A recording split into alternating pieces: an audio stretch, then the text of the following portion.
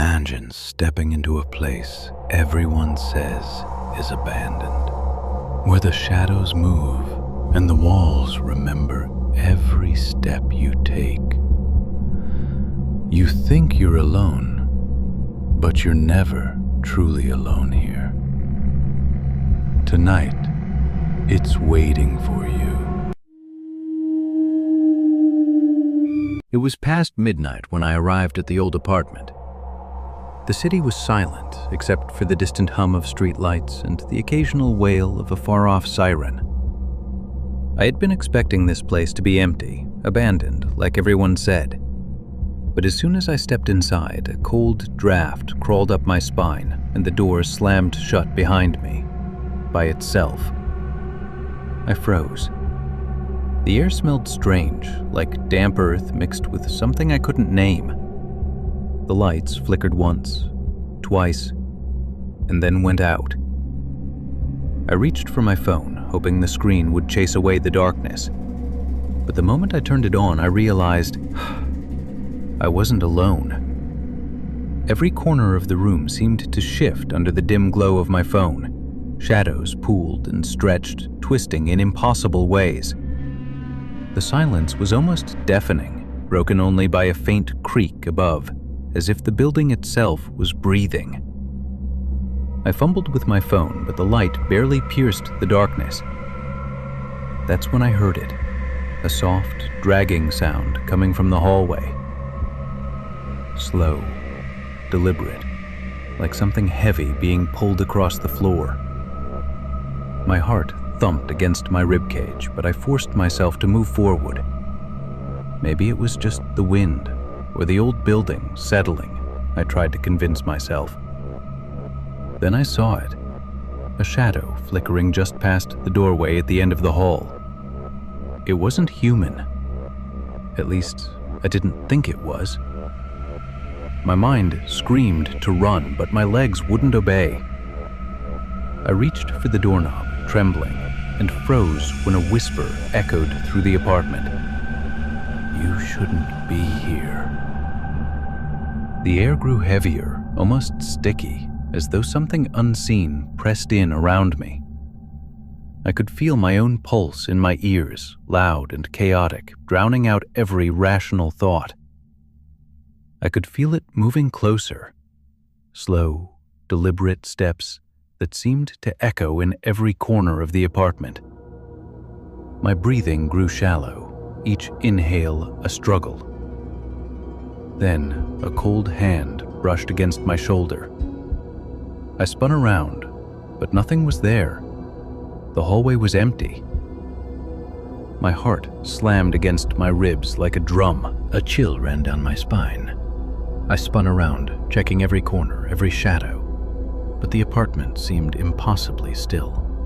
Then I saw something else, a mark on the wall, faint but unmistakable, like a handprint burned into the paint. And the air, it smelled different here, like decay mixed with metal. I realized with growing horror that this place had secrets. Secrets someone or something didn't want me to uncover. And the more I looked, the more I felt the presence watching me. Just beyond the edge of the light, the dragging sound returned, closer, faster this time.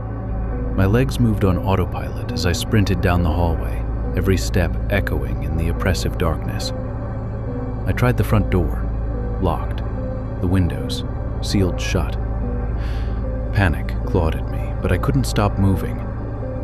Then I felt it again, breathing, cold and ragged, brushing past the back of my neck.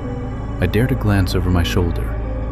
The figure was there, gliding silently, its hollow eyes fixed on me. It didn't run, it didn't stumble. It simply followed, patient, relentless.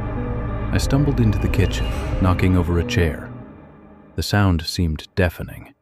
I grabbed a knife from the counter, gripping it like it could save me.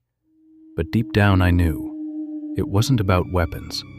It was about staying calm, staying alive, and hoping I wasn't already too late. I stumbled into the living room, heart hammering. The room looked normal at first, until my eyes fell on the wall opposite the window. Names, hundreds of them, scratched into the paint. Dates, all recent, all within the last year. And at the very bottom, in letters that made my blood run cold, was my own name. I froze. My mind spun. How could this be? Who or what had written this?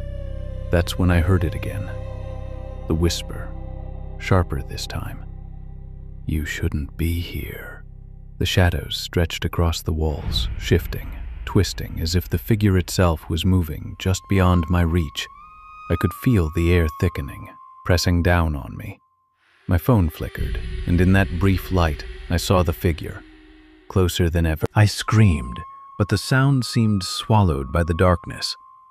My body shook. My mind screamed for an explanation, but none came.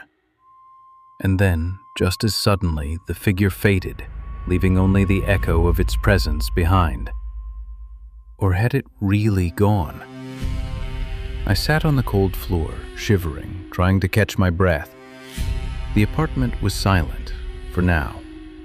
My phone lay in pieces beside me, the dim light of the city barely reaching the corners of the room. I told myself it was over. I had survived. But then, a whisper, faint, almost playful, echoed from the shadows. You shouldn't be here. I froze. Slowly, I looked around, heart pounding, searching for the source. Nothing. Just the darkness, just the silence. But deep down, I knew it hadn't left. And somehow I had a feeling it never would.